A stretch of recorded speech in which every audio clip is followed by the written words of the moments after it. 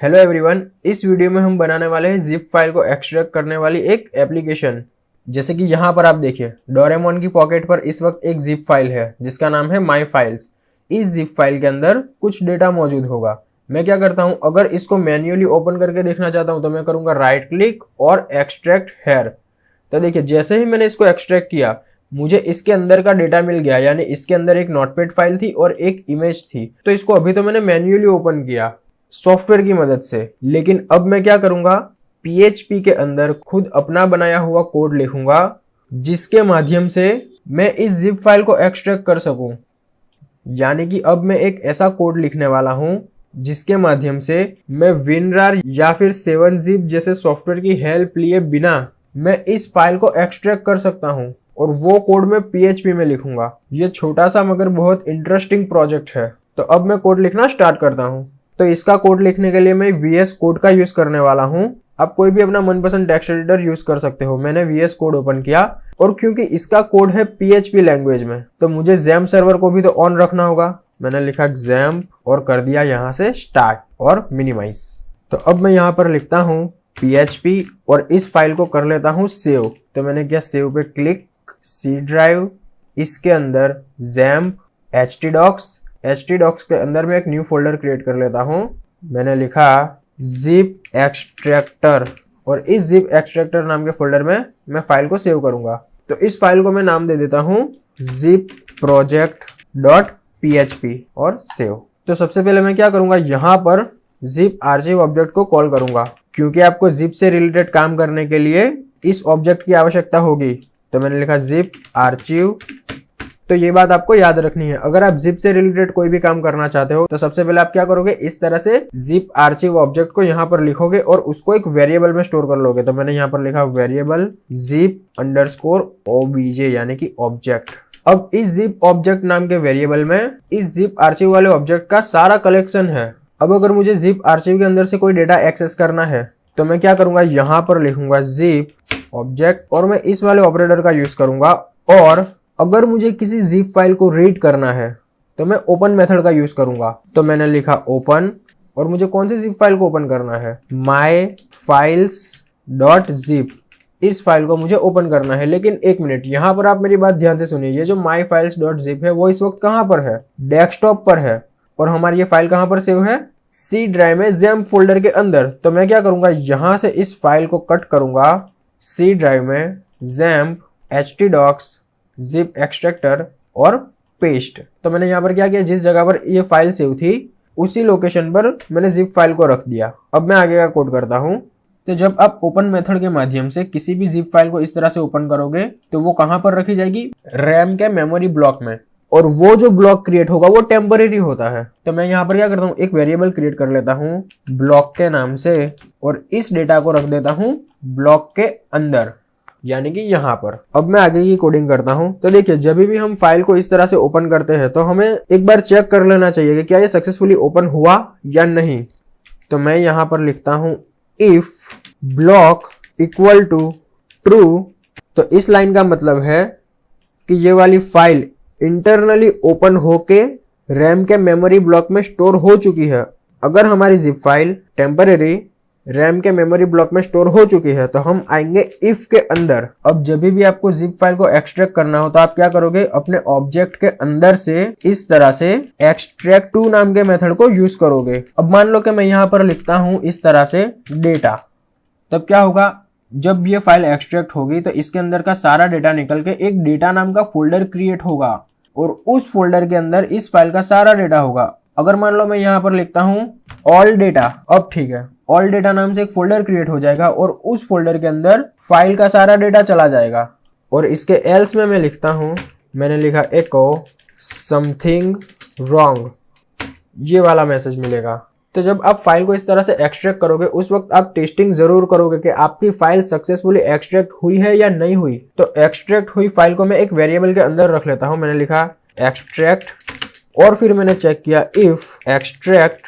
अगर result execute हुआ तो मैसेज मिलेगा सक्सेस, लेकिन अगर ऐसा नहीं हुआ तो हमें मैसेज मिलेगा एको अनेबल टू एक्सट्रैक्ट फाइल। अब अगर एक्सट्रैक्ट हो चुका है तो हमें सक्सेस का मैसेज मिलेगा, और अगर सक्सेस का मैसेज मिल चुका है तो हम क्या करेंगे, सबसे पहले कि रैम में हमें जो मेमोरी ब्लॉक मिला है उसको हम डिस्ट्रॉय कर देंगे। तो उस ब्लॉक को डिस्ट्रॉय करने के लिए मैं यहाँ पर लिखता हूँ zip ऑब्जेक्ट वेरिएबल, यानी कि मुझे इस वेरिएबल को ही तो डिस्ट्रॉय करना है, और मैंने लिखा क्लोज। तो ये लाइन लिखने से क्या होगा, रैम की मेमोरी में जो ब्लॉक क्रिएट हुआ है वो रिलीज हो जाएगा। अब हम इस फाइल की टेस्टिंग करके देखते हैं कि क्या ये काम कर रहा है या नहीं। तो इसके लिए मैं गूगल क्रोम को ओपन करूंगा, यहाँ पर मैंने लिखा लोकल होस्ट zip एक्सट्रैक्टर, और इस फोल्डर के अंदर हमारी फाइल थी जिसका नाम था zip project.php। तो देखिए रन करने पर यहाँ पर लाइन नंबर 7 पर कुछ प्रॉब्लम दिखा रहा है। तो देखते हैं लाइन नंबर 7 पर क्या प्रॉब्लम है। देखिए यहाँ पर मैंने ये लाइन नंबर जो 7 है उसके अंदर एक्सट्रैक्ट की स्पेलिंग गलत लिखी है, मुझे लिखना चाहिए था EXTRACT। अब ठीक है, अब मैं इसको फिर से रिलोड करता हूँ। तो देखिए फिर से रिलोड करने पर मैसेज आया सक्सेस। तो सक्सेस का मतलब है कि अब क्या हुआ होगा, ऑल डेटा नाम से एक न्यू फोल्डर क्रिएट हो चुका होगा और उसके अंदर zip फाइल्स का सारा डेटा स्टोर हो चुका होगा। तो देखते हैं। तो देखिए यहाँ पर ऑल डेटा नाम से एक फोल्डर क्रिएट हुआ और इस फोल्डर के अंदर वो फाइल स्टोर हो गई जो यहाँ पर इस zip फाइल के अंदर थी, यानी कि हमने PHP में जो कोड लिखा था वो सक्सेसफुली अपना काम कर रहा है। और अब मैं इसकी एक कंप्लीट फंक्शनलिटी बनाने वाला हूँ, यानी कि क्या होगा, यूजर आपकी एप्लीकेशन पर आएगा, उसके बाद अपनी zip फाइल को अपलोड करेगा, और जो भी zip फाइल यूजर ने अपलोड की है आपकी बनाई हुई एप्लीकेशन उस फाइल को एक्सट्रैक्ट करके देगी, और उसके अंदर से जितनी भी फाइल्स एक्सट्रैक्ट होकर निकलेगी हम उसे यूजर के सामने डिस्प्ले करवाएंगे। और फिर जितनी भी फाइल्स एक्सट्रैक्ट होकर हमारे सामने डिस्प्ले हो रही होगी उन फाइल्स में से यूजर जिस फाइल को भी चाहता है डाउनलोड कर सकता है। तो अब मैं इस कंप्लीट फंक्शनलिटी को क्रिएट करने जा रहा हूं। तो अब मैं क्या करता हूं, यहाँ पर PHP के ऊपर कोड लिखता हूं बॉडी इस तरह से, और इसके अंदर मैं फॉर्म टैग को स्टार्ट करता हूं और ये फॉर्म टैग एंड। इस फॉर्म टैग के अंदर मैं लिखता हूं मेथड पोस्ट, और फिर मैं इसमें एनकोडेड टाइप डिफाइन करूंगा, क्योंकि इनकोडेड टाइप डिफाइन करने से ही बाइनरी डेटाओं का आदान प्रदान होगा। तो मैंने यहाँ पर लिखा multipart slash form hyphen data. अब ठीक है, अब मैं यहाँ पर एक इनपुट एलिमेंट क्रिएट करता हूँ। तो मैंने लिखा इनपुट, जिसका टाइप होगा फाइल, नेम एट्रीब्यूट की वैल्यू होगी अपलोड जिप। और अब मैं चाहता हूँ कि ये जो इनपुट फील्ड क्रिएट हो वो सिर्फ जिप फाइल को एक्सेप्ट करे। तो मैंने लिखा एक्सेप्ट डॉट जिप। ठीक है, मैंने इसको किया सेव और रीलोड। तब देखिए अगर मैं यहाँ चूज फाइल पर क्लिक करता हूँ तो यहाँ पर ये बाय डिफॉल्ट जिप फाइल का ऑप्शन दिखा रहा है। फिर मैं यहाँ पर एक्शन एट्रीब्यूट में डिफाइन करता हूँ कि जब सबमिट बटन पर क्लिक होगा उस वक्त क्या होगा। तो जब भी सबमिट बटन पर क्लिक होगा यूजर को पेज पे रिडायरेक्ट करवा दिया जाएगा, और वो पेज कौन सा होगा, यही पेज होगा zip project.php। और यहाँ पर मैं इस तरह से सबमिट बटन क्रिएट कर देता हूँ। मैंने लिखा input type equal to submit. तो कहने का मतलब है कि जब भी मैं सबमिट बटन पर क्लिक करूंगा उस वक्त मुझे यही PHP का कोड एग्जीक्यूट करवाना है। तो अब मैं यहाँ पर क्या करूंगा, लिखूंगा इफ सर्वर, और फिर मैं चेक करूंगा कि क्या रिक्वेस्ट करने का मेथड पोस्ट के बराबर है। तो मैंने लिखा request method equal to post. तो यहाँ पर मैंने कंडीशन डिफाइन की कि क्या रिक्वेस्ट करने का मेथड पोस्ट है, यानी कि ये कोड उस वक्त मुझे चेक करवाना है जब फॉर्म सबमिट हो। तो अब मैं क्या करूंगा कि ये जितना भी कोड लिखा हुआ है इसको मैं रख दूंगा इफ की बॉडी के अंदर। अब ठीक है, तो अब ध्यान से देखिए, यूजर जब सबमिट पे क्लिक करेगा उस वक्त यहाँ से लेकर यहाँ तक का सारा कोड एग्जीक्यूट होगा। तो अब यूजर जब सबमिट बटन पर क्लिक करेगा उस वक्त हम क्या करेंगे, सबसे पहले उस फाइल को प्राप्त करेंगे जो यूजर ने अपलोड किया होगा। तो फाइल को प्राप्त करने के लिए मैं यहाँ पर लिखता हूँ $files, और फिर मैं यहाँ पर लिखता हूँ upload-zip। अब यहाँ पर देखिए मैंने अपलोड जिप इस वजह से लिखा क्योंकि ये जो इनपुट फील्ड है उसके नेम एट्रीब्यूट की वैल्यू क्या है, अपलोड जिप। तो जो वैल्यू यहाँ पर होगी, यानी कि इस इनपुट फील्ड में जहाँ से यूजर अपलोड कर रहा है अपनी फाइल्स को, वही नेम एट्रीब्यूट की वैल्यू मैं यहाँ पर दूंगा। तो यहाँ पर मैंने लगाया सेमीकोलन, और इस कोड को मैं रख लेता हूँ डेटा फाइल्स नाम के वेरिएबल में। देखिए अभी मैं आपको एक चीज दिखाता हूँ। मैं इस कोड को यहाँ पर कमेंट कर रहा हूँ यहाँ से लेकर यहाँ तक, और फिर मैंने लिखा प्रिंट आर, और इसके अंदर मैंने रख दिया डेटा फाइल्स को। अब मैं करता हूँ रीलोड। अब मैं किसी फाइल को यहाँ से अपलोड करता हूँ। मैंने क्या चूज फाइल डेस्कटॉप, और यहाँ पर देखिए यहाँ पर एक जिप फाइल है, मैं इसको ओपन करता हूँ। और फिर मैंने क्या सबमिट पे क्लिक। तो देखिए जैसे ही मैंने सबमिट पे क्लिक किया, इस जिप फाइल से रिलेटेड सारी इन्फॉर्मेशन यहाँ पर डिस्प्ले हो गई। तो फाइल को अगर मुझे एक्सट्रैक्ट करना है तो सबसे पहले मैं ये चेक करूंगा कि वो फाइल कहाँ से अपलोड हो रहा है। तो इसके लिए मैं यहाँ पर लिखता हूँ डेटा फाइल tmp_name और इसको मैं किसी वेरिएबल में रख लेता हूँ। मैंने यहाँ पर एक वेरिएबल बनाया पाथ, और इस पाथ नाम के वेरिएबल में मैंने इस फाइल की लोकेशन को स्टोर कर लिया। तो मैं यहाँ पर लिखता हूँ एक वेरिएबल x और इसके अंदर मैं रख लेता हूँ जिप आर्चिव को। और फिर मैं क्या करता हूँ, x के अंदर से ओपन मेथड को कॉल करता हूँ और ओपन के अंदर मैं फाइल की लोकेशन को यानी कि इस पाथ को रख लेता हूँ। अब क्या होगा कि फाइल ओपन हो जाएगी और टेम्परेरी रैम के मेमोरी ब्लॉक में स्टोर हो जाएगी। तो मैं क्या करता हूँ, यहाँ पर एक वेरिएबल क्रिएट करता हूँ टेम्प नाम से और उसके अंदर मैं इस डेटा को स्टोर करवा लेता हूँ। अब अगर हमारी फाइल सक्सेसफुली ओपन हुई है तो मैं यहाँ पर लिखता हूँ if temp equal to true, और अगर ये सक्सेसफुली ओपन हो चुका होगा तब आप क्या करोगे, एक्सट्रैक्ट टू मेथड के माध्यम से जिप फाइल को एक्सट्रैक्ट कर लोगे। लेकिन ये मेथड कहाँ से एक्सेस होगी, एक्स के अंदर से। तो अब आप यहाँ पर प्रीडिफाइंड नाम नहीं दे, जैसे कि डेमो या फिर टेस्ट, क्योंकि वहां पर अगर पहले से इस नाम से कोई फाइल मौजूद हुई तो अब इस सिचुएशन में हम क्या करेंगे कि एक रैंडम नेम जनरेट करेंगे और उसके लिए मैं रैंडम मेथड को कॉल करूंगा और इसके अंदर मैं यहाँ पर 2 पैरामीटर डिफाइन करूंगा। मैंने लिखा 1 से लेकर 7 लाख, इतने के बीच में कोई भी रैंडम नंबर जनरेट होगा। तो मैंने लिखा एफ नेम और इसके अंदर इस मेथड को इस तरह से पास करवा दिया। अब इतना लिखने के बाद एक्सट्रैक्ट टू के अंदर मैं यहाँ पर डिफाइन करता हूँ कि मेरे सर्वर में ऑल डेटा नाम से एक फोल्डर होगा और इसी फोल्डर के अंदर रैंडम नाम से एक फोल्डर जनरेट होगा जिसको मैंने रखा है एफ नेम वेरिएबल में। तो हमारी फाइल एक्सट्रैक्ट होकर कहाँ जाएगी, ऑल डेटा नाम से एक फोल्डर होगा, उस फोल्डर के अंदर एक और फोल्डर होगा जिसका रीनेम यहाँ से कोई भी रैंडम नेम जनरेट होगा और उस रैंडम नेम वाले फोल्डर के अंदर हमारी फाइल्स एक्सट्रैक्ट होकर जाएगी। इसकी टेस्टिंग करने के लिए मैं क्या करता हूँ, इसको रिजल्ट नाम के वेरिएबल के अंदर स्टोर करवा लेता हूँ और फिर मैं चेक करता हूँ इफ रिजल्ट, अगर हमारी फाइल सक्सेसफुली ओपन हुई है तो मैसेज प्रिंट होगा सक्सेस। लेकिन हमारी फाइल अगर एक्सट्रैक्ट नहीं हुई उस वक्त मैसेज प्रिंट होगा अनेबल टू ओपन फाइल। लेकिन मान लो कि हमारी फाइल ही सक्सेसफुली ओपन नहीं हुई, उस वक्त क्या होगा, उस वक्त मैसेज प्रिंट होगा इको समथिंग रॉन्ग, यानी कि ये कह रहा है कि भाई अभी तो फाइल ही ओपन नहीं हुई। तो देखिए अब मैं इस कोडिंग की टेस्टिंग करके आपको दिखाता हूँ। मैंने किया ब्राउजर को ओपन, यहाँ से मैं एक फाइल सिलेक्ट करता हूँ, मैंने यहाँ से ये जिप फाइल सिलेक्ट करके ओपन की और सबमिट पे क्लिक किया। तो सबमिट पर क्लिक करते ही यहाँ देखिए सक्सेस नाम का मैसेज आया। इसका मतलब है कि ऑल डेटा नाम के फोल्डर के अंदर एक रैंडम नाम से फोल्डर जनरेट हुआ होगा जिसके अंदर हमारी जिप फाइल होगी।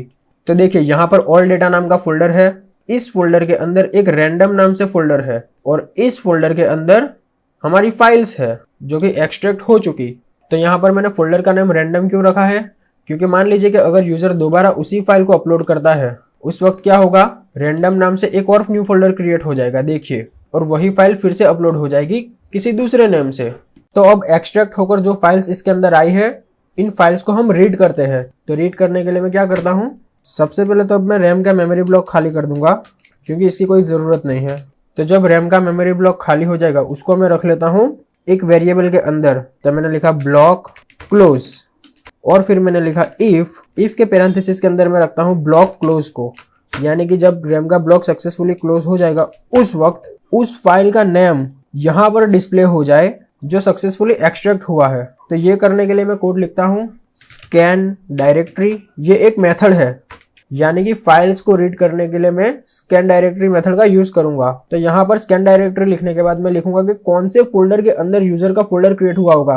तो जो मेन फोल्डर था वो है ऑल डेटा, यानी कि ऑल डेटा नाम के फोल्डर के अंदर रैंडम नाम से एक फोल्डर क्रिएट हुआ होगा और वो रैंडम नेम वाला फोल्डर कहाँ पर होगा, यहाँ पर एफ नेम के अंदर। और इसको इस वक्त रीड करने के लिए मैं क्या करता हूँ, इसको प्रिंट आर के अंदर पास कर देता हूँ। अब मैं इस कोड की टेस्टिंग करता हूँ। पहले मैं इसको रिलोड करूंगा। मैंने किया चूज फाइल, यहाँ से मैंने एक फाइल को सिलेक्ट करके ओपन किया और सबमिट। तो देखिए सबमिट करने के बाद सारे फाइल्स का नाम यहाँ पर डिस्प्ले हो गया, यानी कि जितनी भी फाइल्स एक्सट्रैक्ट हुई है उनका नेम यहाँ पर डिस्प्ले हो गया। लेकिन अब यहाँ पर देखिए जो पहला फाइल है उसका इंडेक्सिंग नंबर क्या है 2, दूसरे फाइल का इंडेक्सिंग नंबर क्या है 3, यानी कि इस वक्त हमें इससे पहले के इंडेक्सिंग नंबर की जरूरत नहीं है। तो देखिए मैं क्या करता हूँ, ये वाली जो लाइन है इसको मैं रख लेता हूँ एक वेरिएबल के अंदर।